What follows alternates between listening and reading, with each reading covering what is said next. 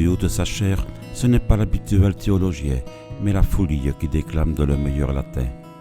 Il est peu d'hommes, dit-elle, qui lui échappent, ni les poètes, ni les artistes qui poursuivent leurs chimères, ni les philosophes, ni les théologiens. La folie règne partout. N'est-ce pas justement être fou que le nier? Les hommes se trahissent dans leurs contradictions, ils rêvent d'ordre et de tout rendre intelligible, et leurs discours se mordent grotesquement la queue pour retomber sur leurs pieds. Si bien que les défenseurs de la foi et des plus grandes idées, anciens ou modernes, trahissent tôt ou tard leur cause sous prétexte de cohérence ou d'absolu. La folie ne dispute pas aux hommes ses comportements propres à leur espèce, seulement peut-être les excès auxquels ils se livrent, mais elle retrouve aussi, au milieu de cette agitation, ce qu'ils oublient et qu'ils pourraient partager, une foi profonde et salvatrice. À 42 ans, Erasme se rend d'Italie en Angleterre. Traversant les Alpes, il pense à son ami mort qui va l'héberger. Il rapproche ce nom du grec moros, d'où vient le substantif moria, qui se traduisent en latin respectivement par stulus et stultitia, mot qu'on traduit habituellement par fou et folie. Mais la folie dont il s'agit n'est pas la démence qu'on enferme, c'est la déraison, l'opposé de cette sagesse que les philosophes faisaient profession d'aimer. Nul n'est plus éloigné de cette moria que More, chrétien et humaniste. Mais Erasme, par jeu à l'idée de faire l'éloge de la folie et d'offrir cet éloge à More. Ainsi, jadis, les écrivains grecs et latins avaient loué par gageure la fièvre ou la calvitie, la mouche ou le parasitisme. Le trait de génie d'Erasme est de faire prononcer l'éloge par un personnage fictif, Moria elle-même, car il est très sot de faire son propre éloge. Mais justement, rien ne convient mieux à Moria. Cela va créer de subtiles complications qui sont un des charmes de l'œuvre. Je déclare qu'on a raison de se louer soi-même quand on ne trouve personne pour le faire.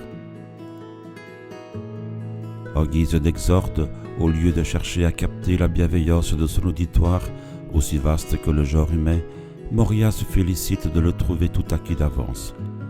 Elle annonce qu'elle ne suivra pas les règles des rhéteurs pour se louer elle-même. Elle improvisera sans suivre de plan.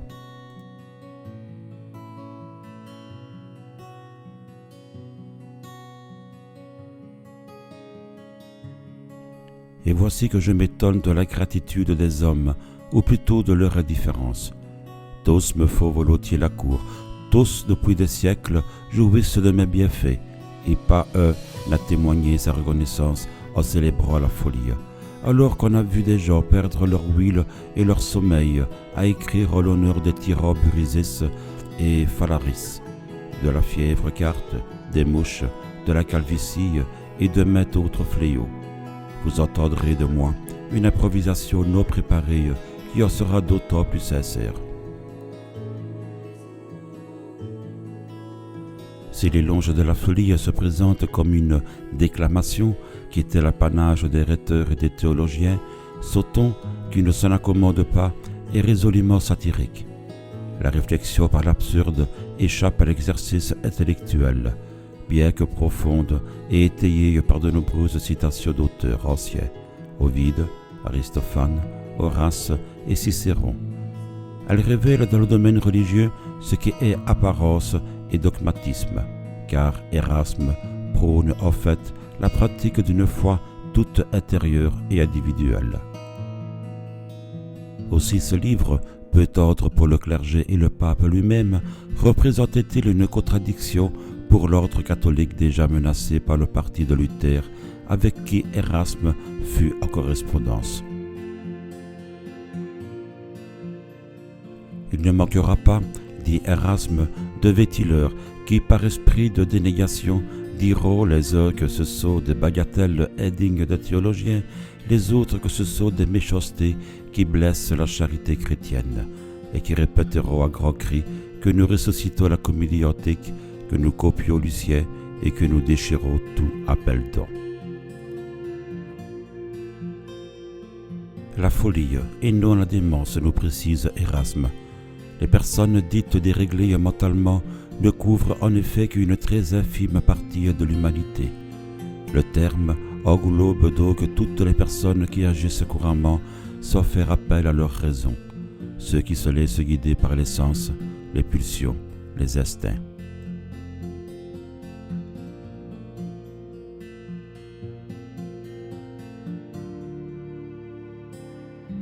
Le singe est toujours singe, dit l'adage grec, même sous un habit de pourpre. Pareillement, la femme a beau mettre un masque, elle reste toujours femme, c'est-à-dire folle. Les femmes pourraient-elles m'en vouloir de leur attribuer la folie, à moi qui suis femme, et la folie elle-même? Assurément, non. À y regarder de près, c'est ce don de folie qui leur permet d'être à beaucoup d'égards plus heureuses que les hommes. Elles ont sur eux d'abord l'avantage de la beauté, qu'elles mettent très justement au-dessus de tout et que leur sert à tyranniser les tyrans eux-mêmes. L'homme a les traits rudes, la peau rugueuse, une barbe touffue qui le vieillit, et tout cela signifie la sagesse. Les femmes, avec leurs joues toujours lisses, leur voix toujours douce, leur tendre peau, ont pour elles les attributs de l'éternelle jeunesse. D'ailleurs, que cherche-t-elle à cette vie, sinon plaire aux hommes le plus possible? N'est-ce pas la réseau de tas de toilettes, de fards, de baies, de coiffures, d'ongles et de parfums, de tout cet art de s'arranger et de se peindre, de se faire le visage, les yeux et le teint? Et n'est-ce pas la folie que leur amène le mieux les hommes? Ils leur promettent tout, et en échange de quoi? Du plaisir. Mais elles ne le donnent que par la folie. C'est de toute évidence, si vous songez aux niaiseries que l'homme compte à la femme, aux sottises qu'il fait pour elle, chaque fois qu'il s'est mis en tête de prendre son plaisir. Vous savez maintenant quel est le premier, le plus grand agrément de la vie, et d'où il découle.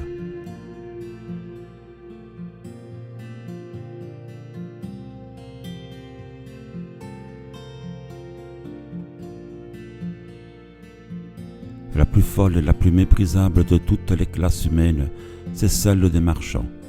Occupés sans cesse du vil amour du gain, ils emploient pour le satisfaire les moyens les plus infâmes. Le mensonge, le parjure, le vol, la fraude, l'imposture remplissent leur vie entière. Malgré cela, ils croient que leur or doit les faire passer pour les premiers de tous les hommes. Et il se trouve assez de moignons flatteurs qui ne rougissent pas de leur donner en public les titres les plus honorables pour attraper quelques petites parties d'un bien si mal acquis.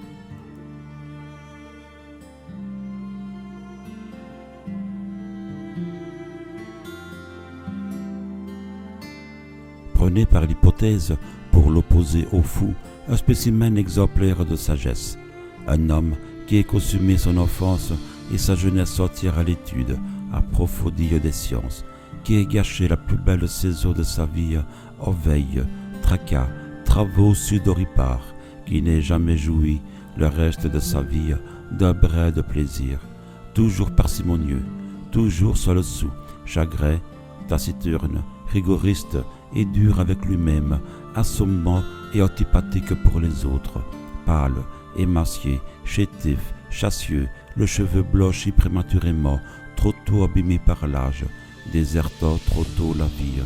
Mais peu importe la date où meurt quelqu'un qui n'a jamais vécu. Voilà le sublime portrait du sage.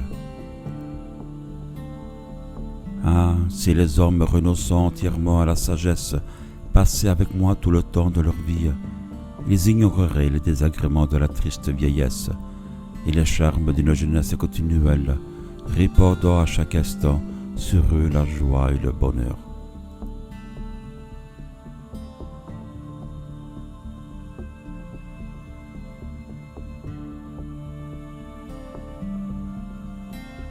Si les souverains pontifes qui sont à la place du Christ s'efforçaient de l'imiter dans sa pauvreté, ses travaux, sa sagesse, sa croix et son mépris de la vie, s'ils méditaient sur le nom de pape qui signifie père et sur le titre de très saint qu'on leur donne ne seraient-ils pas les plus malheureux des hommes?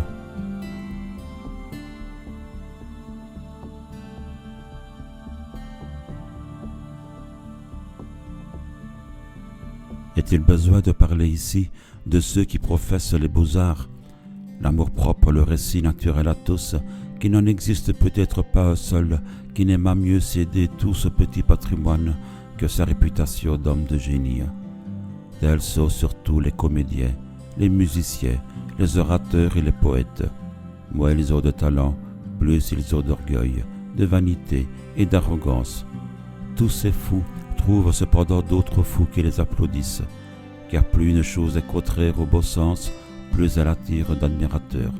Ce qu'il y a de plus mauvais est toujours ce qui flatte le plus grand nombre.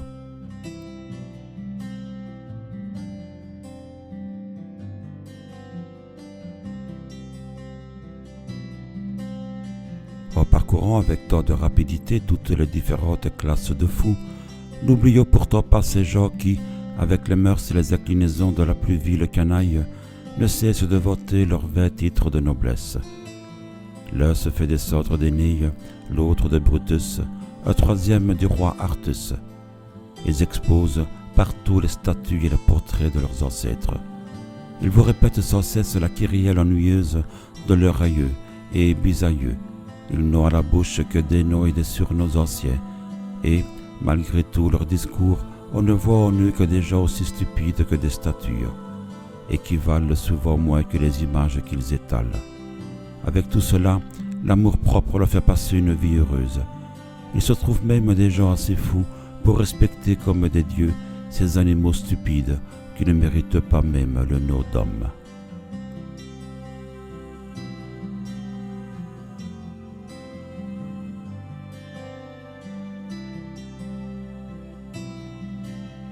On passerait encore aux philosophes d'exercer les charges publiques comme les ânes jouent de la lyre, s'ils étaient du moins beaux à quelque chose de la vie privée. Mais mener un philosophe au milieu d'un festin, son silence, sa tristesse ou ses questions saugrenues troubleront aussitôt la fête. Faites-le danser et déplorera les grâces d'un chameau. Si vous parvenez à l'entraîner à un spectacle, son seul aspect glacera les plaisirs de la foule, et, comme l'austère Caton, on le priera de quitter le théâtre, puisqu'elle ne peut quitter pour une heure son air grave et sévère. Qu'il tombe au milieu de nos conversations, c'est un loup dans une bergerie. Personne n'ose plus souffler mot. S'agit-il d'acheter, de faire un acte quelconque, une de ces 1000 négociations que veut le commerce journalier de la vie? Notre philosophe n'est plus un homme, c'est une souche. Bref, lui-même, ses parents et les siens n'ont rien à entendre d'un pareil être, parce qu'il est inhabile à toute chose et qu'il se tient éloigné des opinions et des coutumes ordinaires. Une telle différence de mœurs le rend, on le comprend, odieux à tout le monde. Car, retenez-le bien, tout ce qui se fait ici-bas entre les mortels est essentiellement fou, et fait par des fous pour des fous. Qui veut seul s'opposer à l'entraînement universel n'a selon moi pour ressource que de suivre l'exemple de Timon le misanthrope et d'aller jouir dans quelque solitude profonde de sa tant belle sagesse.